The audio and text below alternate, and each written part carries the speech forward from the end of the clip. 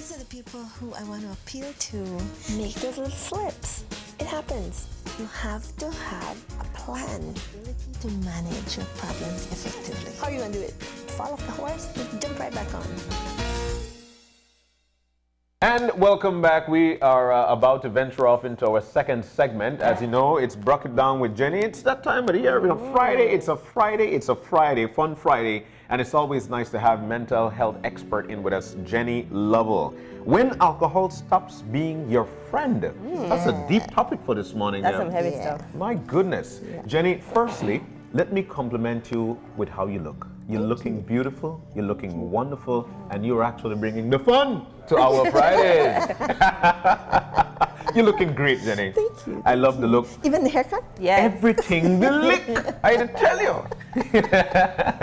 But when alcohol stops being your friend, speaking of Fridays, this is normally the day where people start to take advantage of alcohol. Happy hour. Last night. Last night, was it? Yeah. There, for some folks, it's every day. Thursdays. It's something that they really want to, they look forward to. And you know what? And it's for a negative reason. They're actually alcoholics. And that's one of the things I wanted to know before we get started. At what point do you say that somebody's an alcoholic? Well, they have to meet several criteria. Yeah. Right? We'll go through those as we go along. Okay. Because it's in the presentation. Okay. But the thing to remember is sometimes like college kids, a lot of college kids drink a lot. They binge drink. The thing is if they have a genetic predisposition for becoming alcoholics, because they somewhere in their family tree, you have someone who is an alcoholic, or maybe on both sides of the family, there's a genetic trait for alcoholism. That binge drinking can then translate into alcoholism. Now, It's important to know. I want to take it back just a little bit, Ms. Jenny, because we know that in Belizean culture, alcohol is a big part of everything that we do. Yes, it is. It's somewhat scary because we don't admit that sometimes we might be borderline, struggling with maybe alcohol addiction. So why this topic? Why now? I guess because it just came out of doing workshops where we were dealing with alcohol, and by talking to lots of people about trying to start treatment and trying to start a group and really getting into doing alcohol. So we had touched on alcohol abuse the last time I was here. Yes, we did. And I got a lot of people stopping me and asking me questions and talking to me. And so I thought it was important to then follow up and do the rest of it, because it doesn't stop at abuse for most people. It goes on into addiction. Yes, it does. Yeah. And a lot of folks have failed to realize that alcohol is a drug. Yes. You mentioned a word. A legal drug, by the way. It's an illegal drug. It's illegal. It's a legal drug, I mean. drug. You mentioned a word that sticks out, and I know you mentioned that word the last time we discussed alcohol, and it's actually binge. Binge drinking. What is binge drinking? It's when the kids will go to the bar, a bunch of them, and they will do what you call slamming. They will drink 7, 8, 12 beers, or they will drink these shots, or the Jello shots, right? And they will do 7, 8 of those things. I remember we told you, away. right, one behind the other. That's called slamming, right? I like that you mentioned that too, because many a times when you go to with your friends, you're the one who got there late, and they say, you know what? You have to catch up. You have to catch up. Yeah. So that's this is really dangerous, though. And the thing is that if you drink too much alcohol in a short span of time, you could actually end up with alcohol poisoning.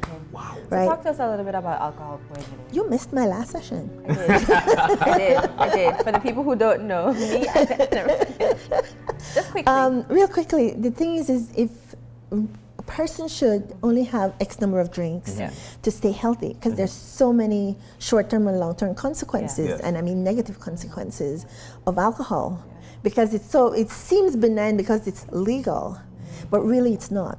People can actually die from drinking alcohol or binge drinking and not get treated, because alcohol impairs your central nervous system.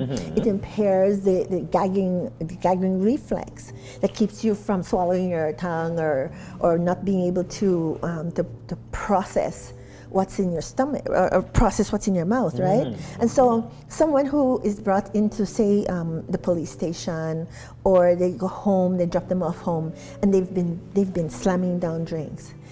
They're close to probably alcohol poisoning. If you just let them sleep it off, they could actually be dead in the morning when you go back to check on them. Choke on their own vomit, choke on their own tongue, all kinds of things. But the alcohol that's processing in their system itself, right, can actually cause them to die. So you get to danger after drinking a few bottles of alcohol, and then again we get to this thing called slur speech. Let's go through this and let's get to it. But you want to tell us what you've got here before we get there? I brought these in because these are typical things that people are drinking in Belize. And in fact, there's an ad that says if you drink one Presidente, you heard that ad? You've actually had 2.5 Belican or Lighthouse. Yeah. And it's true, because if you look at the 350 milliliters. Size, it's bigger than the average drink. The Lighthouse, it actually has more because it's actually 350 milliliters. Right. And so the scary thing is that people think that, well, they drink this as if they're drinking one of these. Right. And they're getting double one of these. Right? And just to clarify, when you drink, it says, and this is a commercial, when you drink 3 bottles of Presidente, you drink 7 to 8 bottles of the other stuff. Right, and I actually had, I have a thing here, if we get to it, we'll talk about it, about just how many, I'm using 10 because 10 is easy, how many 10 beers are equivalent to different things. So we'll get to that once I've gone through this process. But it says, when alcohol stops being your friend, and there's a quote here, it says, alcohol had stolen my life from me. It was the false friend that hugged me with one hand and stabbed me with the other. So alcohol appears to be such a benign thing and people are having fun with it. Exactly. But you have to do it in moderation, right? So, 10 warning signs of addiction, right? Lying about or hiding your drinking. If you are starting to hide your drinking or having to minimize how much you drink, that's one of the signs that you are now into the bad part of alcoholism, right?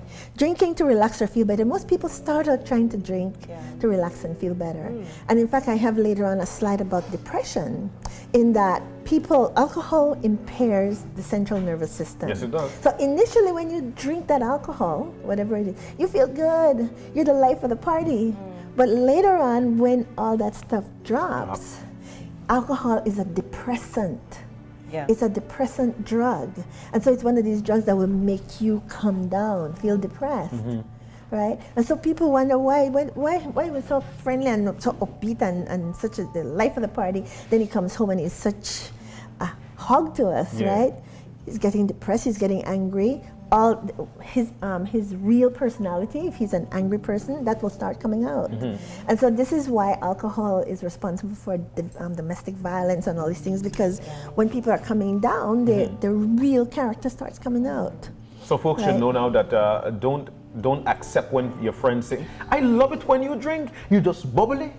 Yeah, but later on, they don't see the rest of it, right? So I want to ask, why is it that alcohol seems to have a different effect on I don't drink, but when I used to try to have a glass of wine, just because I was trying to be an adult, right? Or so I thought, it would make me really sleepy. It never did anything else. It doesn't matter what kind of wine I tried. It just lulled me down. Why is that? You're one of the ones that I like the smart. You're one of the lucky ones in that alcohol you don't get tolerance from it. It doesn't affect you. But there are these people, remember I told you there are people who have a genetic predisposition. If you have a genetic predisposition, let me tell you, when you take that drink of alcohol, a man is better than sex. It's like, right? And so they're driven to drink more and more and more. That's where the compulsion comes in for more and more, because of the genetic predisposition, okay? Yeah. So people really, if you have grandparents who are alcoholics, you really want to make sure that you don't turn on the gene in you. So you don't want to ever drink outside of the limit. So it would be like 3 drinks for the day and maybe 10 drinks for a week. That's it, that's what normal is. Is it a common predisposition? It depends, because we have so many people in our country who are functional alcoholics now. Definitely. I would think that we have a huge problem with genetics and people who are predisposed to become alcoholics. All right. Yeah. So, neglecting responsibilities. You have family members, you're not paying attention to your wife, you're spending the money for the rent, you're not present, you're drunk. Your children, same thing. Or the young people who go to school, they go to UB, they can't do their homework or they can't do anything because of being drunk. Drinking in dangerous situations, you have to drive. Yeah. You have to drive home. That's a common You're thing. under the influence, and a lot of people do that. And in fact, they will tell you, I drive better when I'm under the influence. Blacking out. Let me explain blackouts. Blackouts are not, you forget something and so you go sleep it off. A blackout is alcohol-induced amnesia. It's, think about taking a spoon and just taking out part of your memory and throwing it away. You never get it back. Wow. It's gone. People who are in a blackout are sitting just like you and I are. They're not sleeping, but they do not remember anything that at happened. all that happened. Wow. It's amnesia, okay, but it's alcohol induced. Please remember that. There's a big difference between falling asleep and being in a blackout. Can I ask a quick question? During a blackout, can someone still be functioning and doing things? And that's scary. You just don't remember what just don't it remember. is that you did, Right. and that's a dangerous thing. It's, Especially that if- memory's gone. Especially if you commit a crime. There you go. That memory's gone. So, Withdrawal, especially with alcohol, is dangerous because people, if they've had too much to drink, they're going to go into the shakes, which can lead to convulsions, DTs. They try to quit. The inability to stay stopped. You know, have people who come into a program and they're doing well, and then all of a sudden they relapse and they're back drinking. That's the inability to stay stopped. They can't stay quit. Yeah. They'll promise their wives, honey, I don't do it no more. I promise you. And they're getting upset because of all these promises, but they can't. they can't stop. They can't do it on their own. Yeah. Okay. And? Being able to drink more, that's called tolerance. You may have started out having one beer gets you a high, right? But a couple months later, you're needing to have 6 beers to get the same high, right? That's called tolerance.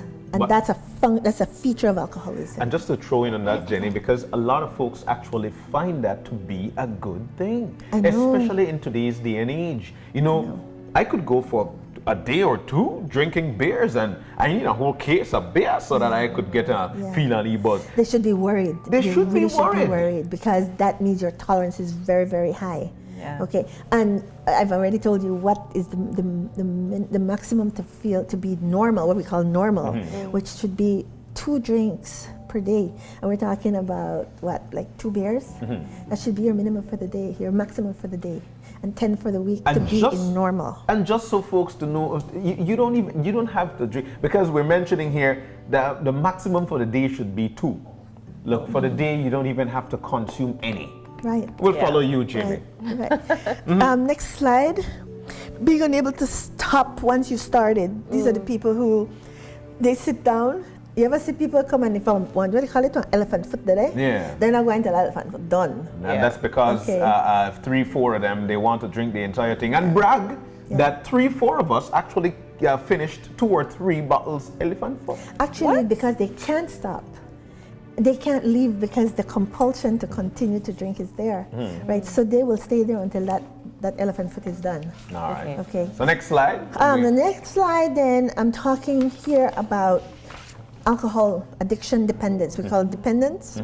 And there are several things. There's the consequences. These are people who have injuries, motor vehicle crashes, and unfortunately, we are not testing them doing breathalyzers and things like that. So we don't know how many of these accidents that we have Caused by alcohol. Right. Drownings, people get burned, they fall asleep and leave candles on and people get burned. All kinds of things, but we don't have any of this information because I'm pretty sure they're still not doing breathalyzers. And then the other one is partner violence.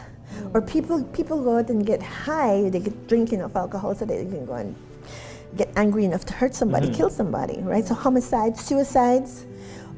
People who will commit suicide are very strong people to go kill yourself, but a lot of them actually, they numb themselves out before they do it. Before they do it, Sexual assault, a bunch of men will be drinking and decide that they're going to rape somebody, that kind of thing. So we have all of those, but done under the influence of alcohol.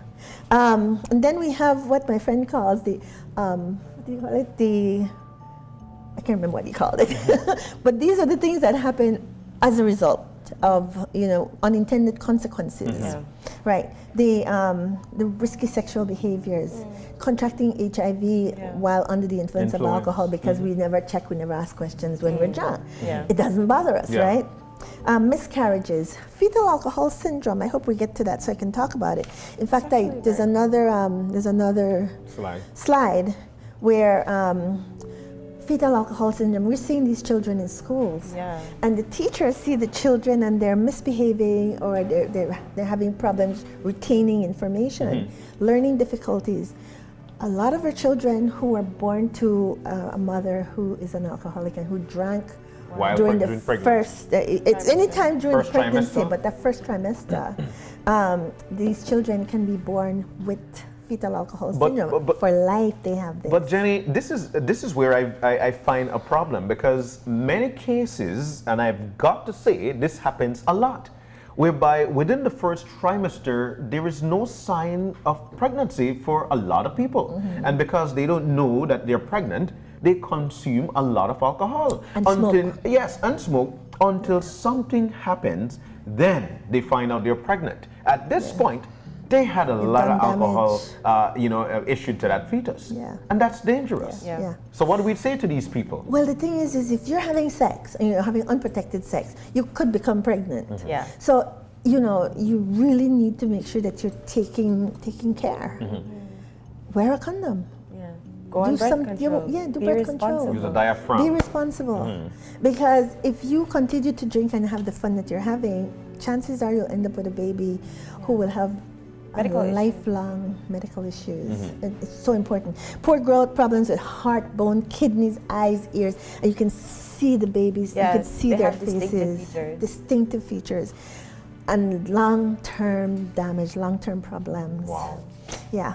So let's jump down. I wanted to talk about some of the things that can happen, how your health can be affected by too much alcohol. And this one shows you brain damage, loss of memory, hallucinations, fits, right? Loss of muscle control, enlarged heart.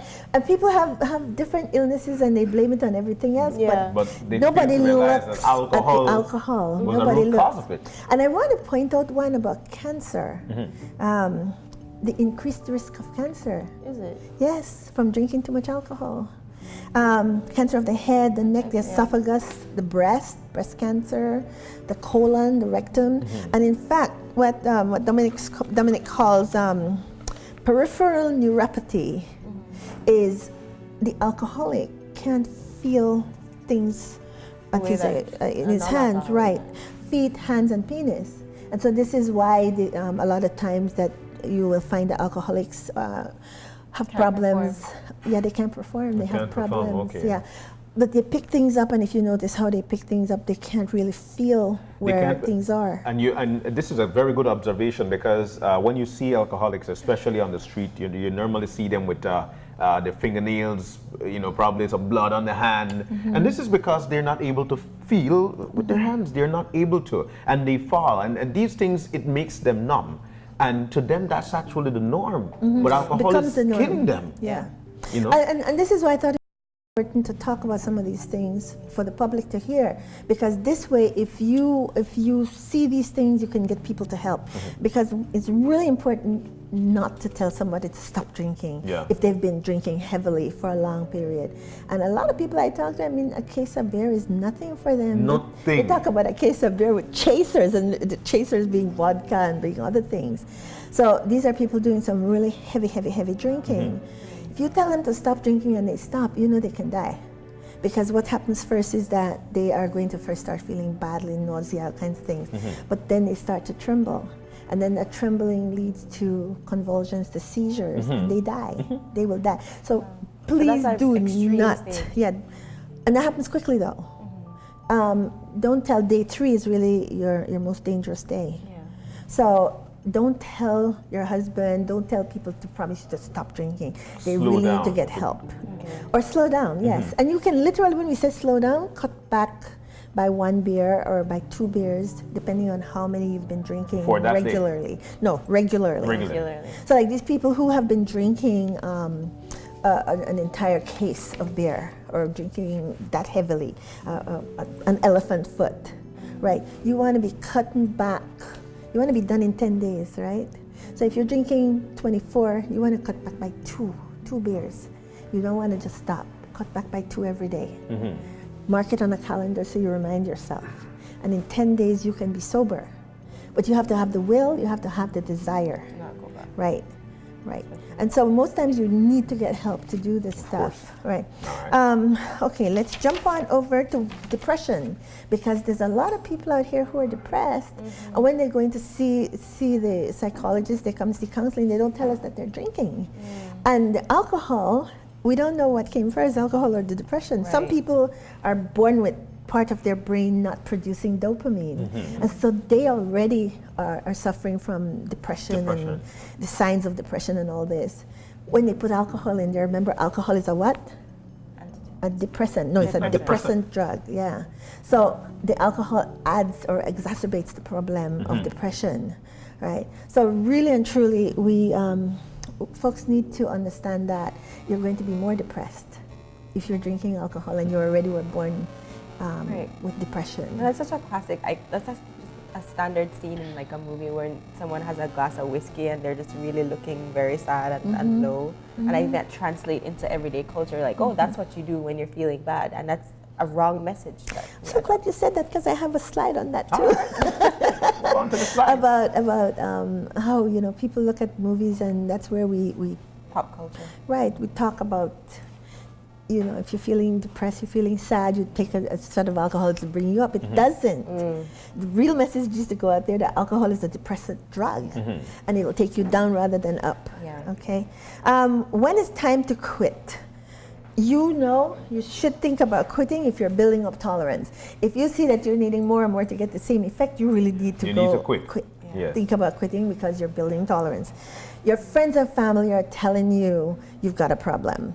Okay. You're doing reckless behavior, getting behind the wheel of a car and driving when you have been drinking heavily.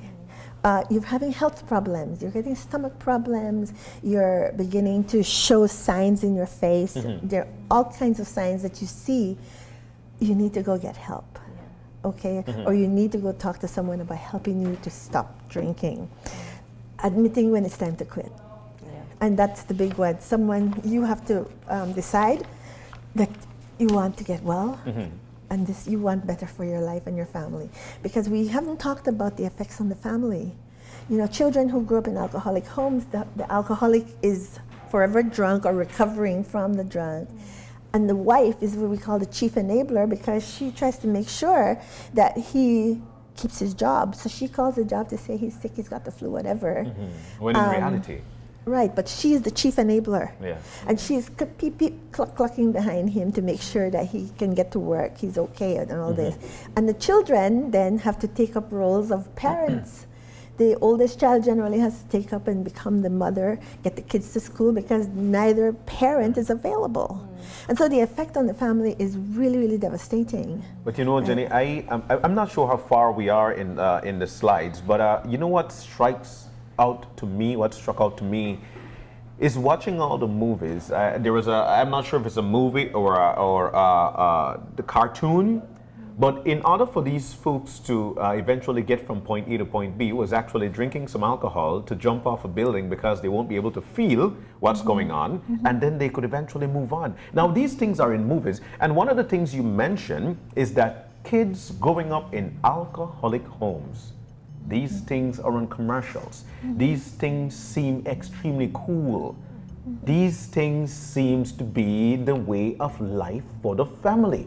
And that's what we're seeing now. Another thing that's selling out there is drama. What contributes to drama? Alcohol. Kids are growing up in alcoholic homes, but drama is what sells. How do we deal with this? We don't have any real treatment in the country. We have two Christian organizations that offer treatment, but we need to do things like this. Provide education, let people know, and let people know how they can help themselves or where they can go to get help. But you said something that caught my attention. The little kids, I work with little kids, and I have 10-year-olds that tell me that they drink Giffity. Miss, my drink, I Giffity. You are kidding, Jenny. No, I'm not. My drink, that Giffity? Okay. I don't know what I Giffity. I had to go find Giffity. I know what I found out today. I had to go find Giffity. And then this right here, Pantyripa, is rum and pineapple juice, right? And now they've bottled it. But when you go to It parties, looks like apple juice. Don't advertise. when you go to parties, that's like what they give the ladies as a ladies' drink. Yeah. But it's rum with like a sprinkling of 7-Up over it. Sometimes they will put the pineapple juice, but it's very little pineapple juice and a whole lot of rum. A lot of rum. Yeah. But it's bottled. And the thing is, this thing right here, Pantiripa, is 11, what is it? It's 14% alcohol. 14% alcohol. I mean, that's just amazing. 2 of those and you're supposed to be dead. In fact, you don't need 2. You just need 1 and you should have. Well, we're quickly running out of time. Yeah, Jerry, quickly. but I just want to, I know that our culture, the drinking culture in Belize is, I don't know how far we have to go in terms of, changing the mindset, but what are some essential tips that people can take home or share with family members on how to be really responsible if they do decide to engage in drinking? They need to minimize how much they're drinking. The thing is I'm going to say it again, if you have a grandparent or you have parents who drink a whole lot and you suspect they're alcoholics, don't turn yours on. Yeah. Because it's a genetic predisposition, so don't turn yours on. And don't drink with them? No, never. Never. But you really have to protect yourself because it's like if your family has cancer in their genetic strain, right? You want to make sure you're eating vegetables. You want to make sure that you're exercising, doing the things you need to do to prevent you getting cancer. Do the same thing with alcoholism. Do the exact same thing. I've got to show you this though before we go. Okay. So safe stopping. Yeah. If you're already doing this, you want to stop safely. You want to stick to just one type of alcoholic drink. Don't mix drinks the way people mix all these drinks together. Cut back by 10% daily. Cut back. In 10 days you would have cut back enough to where you go back to being sober. You cut back on your tolerance level, things like that. Right? If cutting back and you had a Band-Aid, drinking more than planned, go back to the plan for the next day. Okay? If it proves too hard for you, then go talk with somebody and get help to get it done. And I think we're not going to be able to, reducing the damage done to your brain, right? See a doctor. Yeah. Go see a doctor. And doctors, most of them probably don't know about the protocol that's on Google. You can Google the protocol for detoxification. But go to the doctor and ask the doctor to please prescribe you 100 milligrams of thiamine because the body uses up thiamine when you're an alcoholic, right? So thiamine is a vitamin B, and you want to get a vitamin B complex tablet, and you take it 3 times a day to build up the thiamine in your body, right? You continue to take these if you're drinking, but otherwise for 3 months after you're drinking this thiamine and vitamin B, right? Don't keep it in your house, I would imagine. Right. Try not to buy it. Right. The alcohol. Right. The thing is that this stuff right here, we're all, people love to get high, but you've got to understand that the other side of this is really, he's not your friend. He's not your friend. All right. Okay. That's a good message. Drink responsibly. That's one of the things that we always say here. If you want to drink, don't drive. If you want to drive, if you're going to drive, then don't drink, and make sure that you do that responsibly. And responsible drinking means that you don't want to drink more than 3 drinks. Yeah. 2 of these. And of course, and just as you mentioned, because we've got to go, you don't want to drink more than 3 drinks. But if you're one who are you're not able to tolerate even a half glass, you don't want to drink none at all. Right. It's that easy. You don't have to. And just to be aware, if you are drinking and you are aware that you're feeling high, that's a sign. Stop. Yeah. Stop. But remember, the alcoholic can't stop himself. Yeah. Right. So the best thing is to not start. Definitely.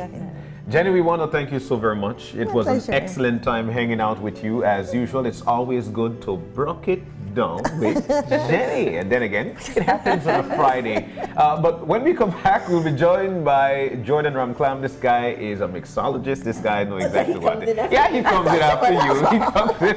Poor guy. But like we mentioned, you really need to know your limit. You need to know what to do. If you feel like it's not working for you, then please don't do it. And don't worry, we'll have the non-alcoholic versions for people like me. Definitely. So we've got much more, and that's happening when we come back. These are the people who I want to appeal to. Make those little slips. It happens. You have to have a plan. plan to manage your problems effectively. How are you going to do it? Fall off the horse? Jump right back on.